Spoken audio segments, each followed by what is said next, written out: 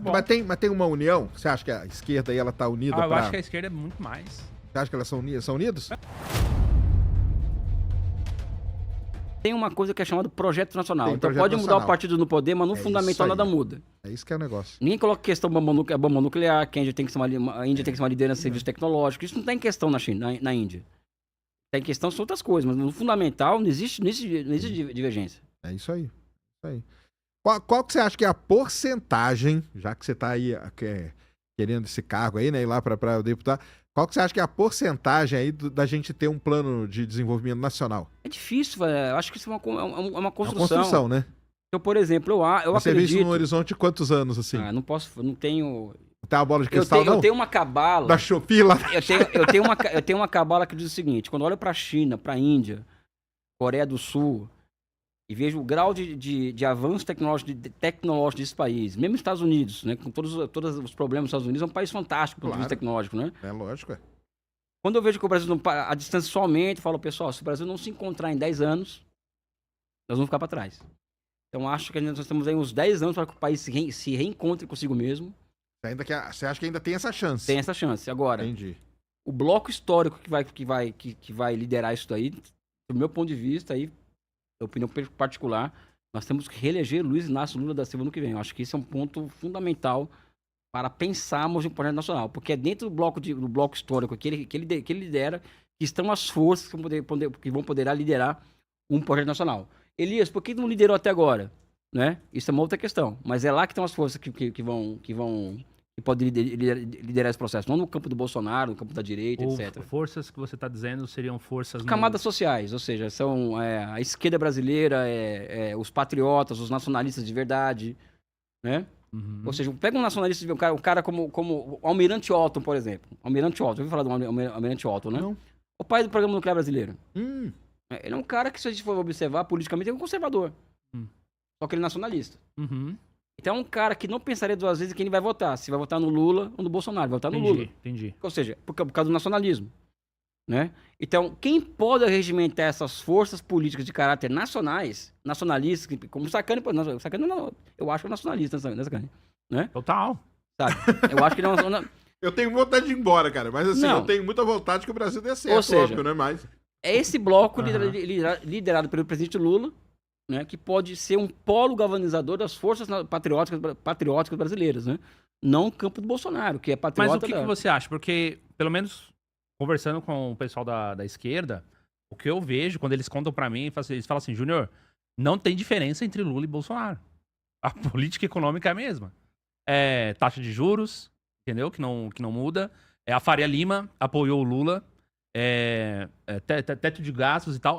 A opção que eles acham que, inclusive, que é a esquerda de Ciro Gomes. Não, Ciro Gomes acabou, morreu agora, né? Então, exatamente. Eles Morreu. acham que... Mas que um dia representou a esquerda.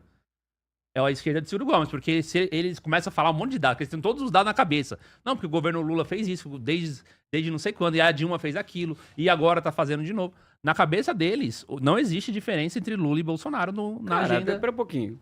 econômica. Eu tô dizendo isso daí Não, porque eu sei. eles me falaram, tá? Não, tem muita diferença entre Lula e Bolsonaro, sim. Eu não discordo disso. Eu discordo apertamente disso. O Lula, por exemplo, tem o Nova Indústria Brasil, que é o maior programa industrial que o Brasil lançou em 30, 40 anos. Né? O Brasil voltou a ter o programa de aceleração do crescimento. A Petrobras está voltando lentamente a tentar ser o que ela era antes. O governo Lula. Né? Então, é incomparável os dois governos. Os marcos macroeconômicos, institucionais, macroeconômicos, foram intocados, concordo com você. Mas daí a colocar um sinal de igualdade entre Lula e Bolsonaro, esse é de um grau de desonestidade intelectual absurdo e político. O que eu sempre costumo dizer? O caso do Ciro, primeiro, o Ciro Gomes, ele é um cara que tinha a bandeira do nacionalismo, do projeto nacional. Que aí vem uma questão. Você pode ter milhares de ideias boas, maravilhosas. Só que você não pode errar na política. Se você errar na política, já era. O que aconteceu com o Ciro Gomes? Um homem de ideias maravilhosas, ideias de projeto nacional, etc, etc. Errou na política. Onde ele foi parar? Está sendo humilhado pela Michele Bolsonaro. Por quê? Porque ele errou na política. O que ele deveria fazer? fazer? Ser um capacho do Lula? Não é ser o capacho do Lula. Agora, ele ser um anti-Lula, como ele se colocou, ou ele se achar maior do que o Lula, não dá, não tem condições. Não é? Ou seja, errou na política. Quando erra na política, meu amigo, já era. Você pode ter as ideias mais bonitas do mundo, as mais fantásticas, as mais revolucionárias. Errou na política, você vai cair no isolamento. E vai se prestar o papel de ser humilhado pela Michelle Bolsonaro, como ele está passando agora pela situação que está sendo humilhado por ela. Por quê? Porque ela está vetando a aliança do PL lá no Ceará com ele para derrubar o PT lá no Ceará. Porque ele quer derrubar o PT no Ceará. É legítimo da parte dele. E ela está humilhando. Ela fez ele voltar atrás, o PL do Ceará voltar atrás. Eu falo isso com dor no coração, porque um quadro da grandeza do Ciro Gomes merecia um fim muito melhor do que esse. Entendi. Né? Um fim muito melhor do que isso daí. Agora, outra coisa, o governo Lula é cheio de contradições, Tem milhares de coisas que eu não concordo. Agora, na filosofia, tem aquela coisa assim, que existe a contradição antagônica e não antagônica. Existe uma contradição no governo Lula que pode se transformar em antagônica a ponto de você pular de barco para fora desse governo? Ainda não, por quê? Porque não tem uma alternativa. Entendi. A alternativa ao governo Lula hoje é o quê? 0,5% que tem. Se você juntar toda a esquerda radical brasileira, com todo respeito a todos eles, eles não conseguem galvanizar um campo político capaz de derrotar o bolsonarismo. Que esse é o problema. O meu problema não é somente apoiar Lula. O meu problema é evitar com que a extrema-direita, entreguista, antinacional, alcance novo governo do país. E hoje o principal instrumento que me habilita a pensar em derrotar esses caras é o governo Lula. É o bloco que o Lula lidera. Né? Porque esses caras eu tenho que evitar que esses caras cheguem ao poder de novo no Brasil. Então não é uma... Política é um pouco disso que você tá falando, é verdade. Não, isso é ciência. isso Isso é ciência. O Maquiavel transformou a política em ciência e o Lenin transformou o movimento imediato da classe trabalhadora em ciência. Uhum. Então, para a classe trabalhadora, o que é importante, na minha opinião, é evitar que Bolsonaro volte um pouco ao governo. Qual o campo político hoje cujas possibilidades são maiores de derrotar Bolsonaro? É o campo político do governo Lula, o do Ciro Gomes ou da esquerda radical? Eu tenho que olhar para esse campo aqui, olhar para isso aqui e tirar uma conclusão. Porque eu não posso me colocar numa situação de que eu sou puro, eu sou um cara que eu não me misturo com quem não concordo, porque eles são... Não, pessoal, eu tenho que derrotar meu inimigo principal. E hoje quem tem essa capacidade é o Lula, não é o outro campo. Essa é a minha conta, entendeu? Mas você acha que nem com esse crescimento aí, que a esquerda radical tá tendo um crescimento, né? Aonde? Não tem Não tá? crescimento. Esse crescimento até dos próprios influenciadores Não, aí. uma coisa são os influenciadores. Mas eles não acabam influenciando, vamos dizer assim? Eu acho, por exemplo, que uma figura como o Jones Manuel, que é meu amigo pessoal, eu adoro o Jones Manuel, um grande intelectual, se transformou em um grande intelectual, né? Um cara que disputa ideias, colocou o comunismo como pauta na internet. Agora, Isso. daí a achar que ele e outros influenciadores são capazes de mexer mexer no ponteiro do relógio da opinião pública, é muita ingenuidade. Até porque hoje a extrema-direita toma conta desse ecossistema de redes sociais. A extrema-direita tá 10 anos na nossa frente. E tem outros, os algoritmos operam a favor deles. Porque quem está operando é a Big Tech americana. Né? A esquerda chamada radical, né? Que aí existe uma distorção do que é ser radical. Ah, sim, né? não. Eu acho que radical é quem tem visão de processo histórico, então sou radical. Às vezes não acho que sou radical, né?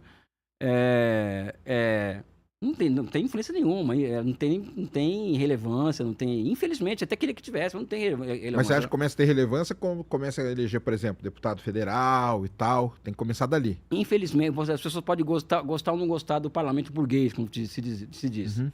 Mas hoje, se você quer se mostrar para a sociedade, assim, né? você Não tem tem que eleger jeito. deputado, vereador, ganhar grandes sindicatos.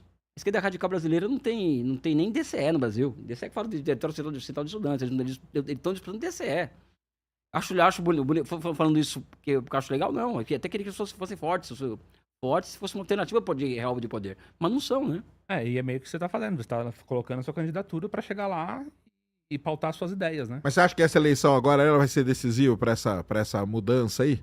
Toda eleição é decisiva, né? Toda é, né? O Brasil tá sempre numa... Tá sempre na esperança, né, pelo menos. O Brasil sempre está um país com as características do Brasil. Tá sempre em tensão, igual você falou, né? Com as nossas características e localizado, onde ele está localizado, que é a América do Sul, com o nosso tamanho, com nossos recursos naturais, com a nossa população, é um país que sempre estará em encruzilhada. E qual que é essa encruzilhada? Projeto nacional versus poder imperialista sobre nós. Ou seja, essa é a grande contradição. As pessoas colocam muitas vezes que a contradição principal no Brasil é democracia e fascismo, não é isso? É. Para mim, não é essa a contradição principal. A contradição principal é entre fascismo versus projeto nacional. Essa contradição que permeia a sociedade, que passa por entre os nossos dedos, que está na nossa cabeça, essa contradição. Então, essa escolha que o país vai fazendo no seu dia a dia. Entre um projeto fascista, neoliberal, antinacional, e um projeto nacional que pense o país em 10, 20, 30, 40 anos, pense a reinserção do Brasil no mundo de forma soberana e não de forma subalterna.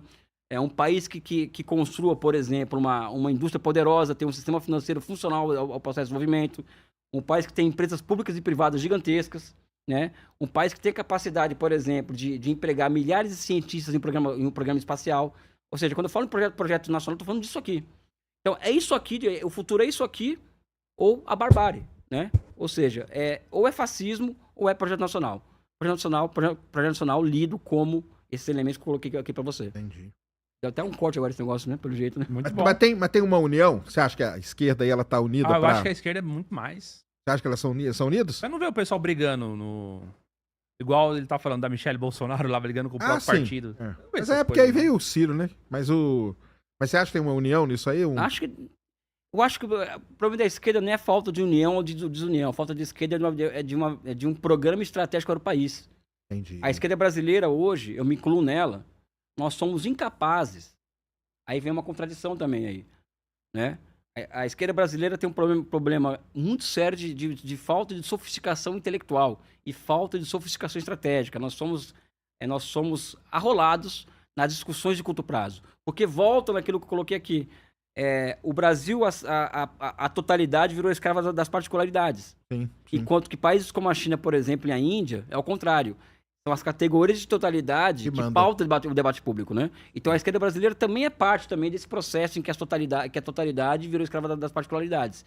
Então hoje o principal problema do Brasil não é a falta de uma burguesia nacional, não é a falta de empresários que pensam esse país de forma patriota, é a falta de uma esquerda, isso é uma crítica de autocrítica que eu faço, que tenha condições de pensar o país com sofisticação intelectual e sofisticação estratégica. Acho que esse é o problema que nós temos que enfrentar. Entendi. O Jones tá querendo sair pra quê? Pra presidente? O Jones, eu acho que vai ser candidato a deputado federal. Deputado? Sim. Tá. Por Pernambuco. Foi Pernambuco. Um ótimo nome. Um ótimo nome. Não, porque começam a popular ali, né? Sim, Tem que ter essa mudança, tem que começar, né? sim. Vamos pra disputa espacial? Pra corrida. Vamos. Vamos lá. Tudo aqui que a gente falou tem a ver com Ó, a eu não Na entendo China o se- povo acha que o homem pisou na lua? Só pra saber. Sim.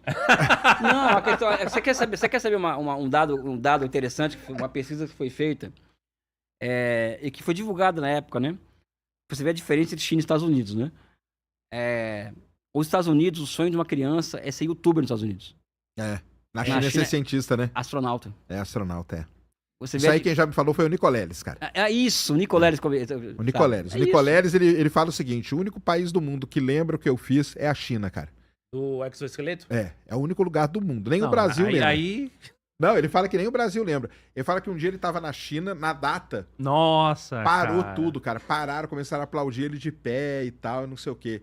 Eu tenho uma amiga também que dá aula lá tá no Brasil agora. Vamos ver se a gente traz ela aqui, cara. A Bariogênese. Bora. Ela é da área de astronomia. E ela fala que lá as crianças, assim, a perguntar o que você faz? Não, eu sou professor. Nossa, você é professor da universidade. Não, passei por isso. Eu muitas quero vezes. eu quero ser igual você, né? E tal, né? Tem isso, né? Porque a China é uma sociedade onde que transformou a ciência e a razão em instrumento de governo. E a ciência na China é algo que está nos poros da sociedade chinesa. A ciência. Você não entra em um boteco na China, pé sujo, como diz por aqui no Brasil, e faz uma afirmação sem que a pessoa te pergunte: de onde você tirou isso? Uma pergunta científica, né? Isso por quê? Né? Por quê? Porque a ciência já permeia aquela sociedade de É cima a baixo. natural, né? É natural, né? Vamos dizer Exatamente. assim, né? Então, acho que eles têm uma vantagem competitiva muito grande em Aí relação sim, né? ao resto do Acabou. mundo por conta disso aí. Porque Claro. onde a ciência manda, fica tudo mais fácil, né? Não, e aí quando vem a cultura, porque o que eu falo que o problema do Brasil, tem todos isso aí que a gente já falou. Mas no caso aí de ciência, tecnologia e tal, o problema é cultural da criançada, entendeu? Se a gente não vai, por isso que eu tenho meu projeto lá em Brasília, lá que eu ando os lugares mais no fim do mundo. Aí tava em Sobradinho esse final de semana aí, com a galera lá. Um abraço a todo mundo de Sobradinho. Porque você tem que mudar a criançada ali, porque aí a criançada vai crescer com essa cultura e isso vai ser natural deles estarem conversando dia a dia e tal. Quando você coloca isso aí no meio, aí acabou, aí você ganhou. Aí você ganhou a parada mesmo. E aí, quando chegar alguém, qualquer governo que seja, e falar assim, ó, nós temos que fazer tal coisa aqui, vai demorar tantos anos, mas a gente sabe que isso aqui vai ser bom, a população está preparada para receber esse tipo de informação. Fala, não, é isso mesmo. Isso aqui é um negócio que demora, isso aqui é um negócio que vai tempo, isso aqui não é do dia para noite. Então nós temos que esperar e vamos confiar e vamos levar.